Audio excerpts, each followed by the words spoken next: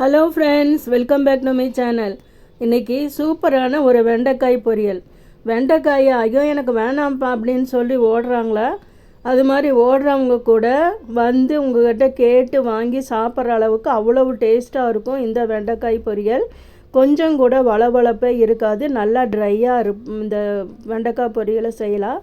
வாங்க இது எப்படி செய்யலான்னு பார்க்கலாம். அதுக்கு 1/4 கிலோ வெண்டைக்காய் எடுத்து நல்லா தொடச்சிட்டு இதே மாதிரி கிராஸாக இருக்கிற மாதிரி கட் பண்ணி எடுத்திருக்கேன். அப்போ தான் மசாலாவெல்லாம் உள்ளே நல்லா போகும், அதனால் கிராஸாக கட் பண்ணியிருக்கேன். இப்போ ஒரு கடாய் வச்சு எண்ணெய் ஊற்றி ஸ்டவ் பற்ற வச்சுக்கலாம். ஸ்டவ் ஆன் பண்ணிவிட்டு எண்ணெய் காஞ்சதும் கடுகு போட்டுக்கலாம்.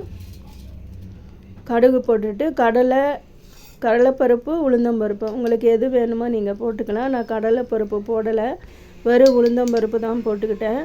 அதுக்கப்புறமா பூண்டு உங்களுக்கு எவ்வளோ பிடிக்குமோ அவ்வளோ பூண்டு சேர்த்துக்கலாங்க. தோலை உரிச்சிட்டு நல்லா பொடியாக கட் பண்ணி சேர்த்துக்குங்க. ஒரு பச்சை மிளகாய், ஒரு காஞ்ச மிளகாய் போட்டிருக்கேன். உங்களுக்கு காரத்துக்கு தகுந்த மாதிரி நீங்கள் இன்னும் வேணும்னா கூட நீங்கள் ஆட் பண்ணிக்கலாம். இந்த வெண்டைக்காய் பொரியல் கொஞ்சம் கூட பிசுபிசுப்பு இல்லாமல் வளவளன்னு இல்லாமல் சூப்பராக ட்ரையாக வருங்க. வாங்க இது மாதிரி நீங்கள் செஞ்சு பாருங்கள். இப்போ கொஞ்சமாக நான் சீரகம் ஆட் பண்ணிட்டேன். போட்டு நல்லா கடாயில் நல்லா ட்ரையாக ஃப்ரை பண்ணிடலாம். அதுக்கப்புறமா கொஞ்சமாக கருவேப்பிலை இலைகள் போட்டுக்கலாம். கொத்தமல்லி இலைகள் இருந்தால் நீங்கள் கொத்தமல்லி இலைகள் போட்டுக்கலாம். நல்லா ஃப்ரை பண்ணிடுங்க. இது மாதிரி நீங்கள் ஒரு தடவை வெண்டைக்காய் பொரியல் செஞ்சு கொடுங்க. வெண்டைக்காய் வேண்டாம் எனக்கு பிடிக்காது ஏன் செஞ்சீங்க அப்படின்னு சொல்கிறவங்க கூட கேட்டு வாங்கி சாப்பிடுவாங்க. அவ்வளோ சூப்பராக இருக்குங்க. நீங்கள் செஞ்சு பாருங்கள். செஞ்சு பார்த்து நீங்கள் கொடுத்து பாருங்கள், எல்லாத்துக்கும் நல்லா விரும்பி சாப்பிடுவாங்க. தயிர் சாதம், ரசம் சாதம், சாம்பார் சாதம், மோர் சாதம் எல்லாத்துக்கும் தொட்டு சாப்பிட்றதுக்கு அவ்வளோ சூப்பராக இருக்கும். இப்போ எண்ணெயில் வெண்டைக்காய் போட்டு நல்லா வதக்கிடணும். வதக்கிட்டு ஒரு 1/4 ஸ்பூன் தனியாத்தூள் போட்டுக்கலாம். அப்புறமா தேவையான அளவு மிளகாய்த்தூள். ஏற்கனவே பச்சை மிளகாய், காஞ்ச மிளகாய் போட்டிருக்கோம், அதனால் காரத்துக்கு தகுந்த அளவு நீங்கள் போட்டுக்கணும். அதுக்கப்புறமா மஞ்சள் தூள் ஒரு 1/4 ஸ்பூன் போட்டு நல்லா இதை ஃப்ரை பண்ணிடுங்க. பாருங்கள், எப்போவுமே பாருங்கள் கொஞ்சம் கூட வளவளப்பு இல்லை, பாருங்கள் பிசுபிசுவே இல்லை. இப்போ இது வெண்டைக்காய் வேகணும். அதுவும் இல்லாமல் இந்த பிசுபிசுப்பு தன்மை போகிறதுக்கு முக்கியமான காரணம் என்னன்னு பார்த்தீங்கன்னா, நம்ம கொஞ்சமாக தண்ணியை தெளித்து இந்த வெண்டைக்காயை நம்ம மிக்ஸ் பண்ணும்போது அந்த பிசுபிசுப்பு தண்ணி போயிடும். நம்ம நினைப்போம் தண்ணி ஊற்றினா குளன்னு ஆயிரும் அப்படின்னு, அது மாதிரி இல்லைங்க.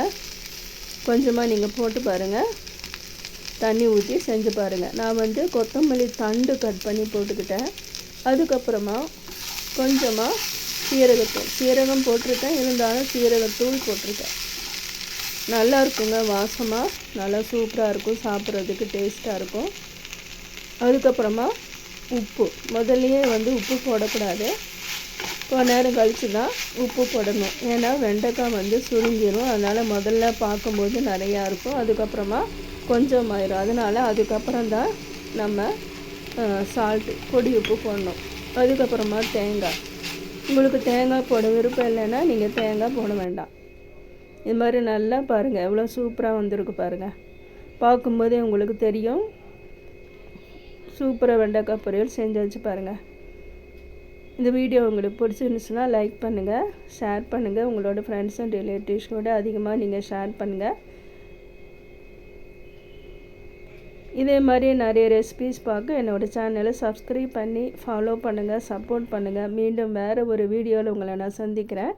தேங்க்யூ ஃபார் வாட்சிங்.